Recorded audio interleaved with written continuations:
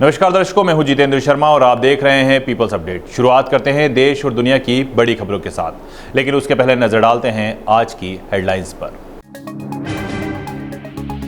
भारतीय क्रू वाले जहाज पर फिर हमला, ओमान तट पर लगी आग।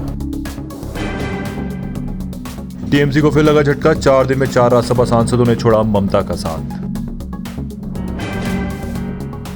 एमपी से बीजेपी के तीनों राज्यसभा उम्मीदवार निर्वाचित घोषित, कांग्रेस को सुप्रीम कोर्ट से आस। मणिपुर में 6 नागा लोगों के शव मिलने के बाद बवाल, 24 घंटे के बंद का ऐलान। सिंगर गुरु रंधावा के जिम के बाहर फायरिंग, लॉरेंस बिश्नोई गैंग ने ली जिम्मेदारी। ओमान के तट के पास भारतीय क्रू वाले जहाज एमटी जलवीर पर हमला हुआ है, जिसके बाद जहाज में आग लग गई। फिलहाल यह साफ नहीं हो पाया है कि हमला किसने किया। भारतीय दूतावास ने कहा है कि वह स्थानीय प्रशासन के संपर्क में है और स्थिति पर नजर रखी जा रही है। इससे एक दिन पूर्व हॉर्मुज स्ट्रेट के पास एक तेल टैंकर एमटी सेटेबेल्लो पर अमेरिकी कार्रवाई में 3 भारतीय नागरिकों की मौत हो गई थी। केंद्रीय मंत्री सर्बानंद सोनोवाल ने बताया कि 2 शव बरामद किए गए हैं, जबकि एक अन्य व्यक्ति की तलाश जारी है। गौरतलब है कि एक हफ्ते के भीतर भारतीय क्रू वाले जहाजों पर हमले की यह दूसरी बड़ी घटना है। इसके पहले भी एक तेल टैंकर को निशाना बनाया गया था, जिसमें सवार 24 भारतीय नाविकों को ओमान की सेना ने सुरक्षित बचा लिया था। अब बात करते हैं बंगाल की राजनीति पर। दरअसल टीएमसी को एक और बड़ा राजनीतिक झटका लगा है। पार्टी के राज्यसभा सांसद प्रकाश चिक बड़ाई और कोयल मलिक ने अपने पद से इस्तीफा दे दिया है। उन्होंने राज्यसभा सभापति सीपी राधाकृष्णन को पत्र भेजकर अपनी सदस्यता तत्काल प्रभाव से समाप्त करने की मांग की है। इस्तीफा ऐसे समय में आया है जब हाल ही में टीएमसी के 2 अन्य राज्यसभा सांसद सुखेंदु शेखर रॉय तथा सुष्मिता देव भी पार्टी का साथ छोड़ चुकी हैं। लगातार हो रहे इन इस्तीफों के बाद पार्टी को बड़ा नुकसान होना बताया जा रहा है। इन इस्तीफों के बाद राज्यसभा में टीएमसी पार्टी के सांसदों की संख्या घट गई है।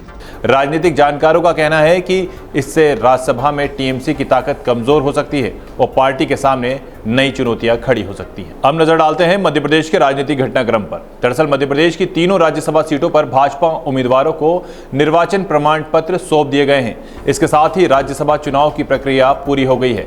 हालांकि चुनाव को लेकर विवाद अभी भी जारी है। कांग्रेस नेता मीनाक्षी नटराजन का नामांकन रद्द किए जाने का मामला अब सुप्रीम कोर्ट पहुंच गया है, जिस पर शुक्रवार को सुनवाई होगी। कांग्रेस की ओर से वरिष्ठ वकील अभिषेक मनु सिंघवी ने कोर्ट से जल्द फैसला करने की मांग की है, जबकि चुनाव आयोग का कहना है कि उसे अभी तक याचिका की प्रति नहीं मिली है।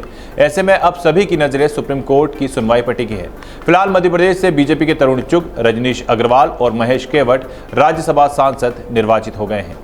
मणिपुर में एक बार फिर से तनाव बढ़ गया है। 13 मई को अगवा किए गए 6 नागा लोगों के शव मिलने के बाद राज्य के कई इलाकों में विरोध प्रदर्शन शुरू हो गए हैं।